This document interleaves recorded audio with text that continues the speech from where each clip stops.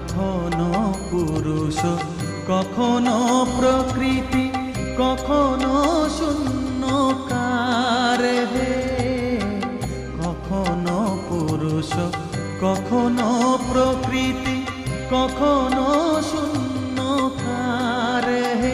মায়ের সে ভাব ভাবিয়া কমলাকান্ত, সে ভাব ভাবিয়া কমলাকান্ত সহজে পাগল হলো রে শ্যামা।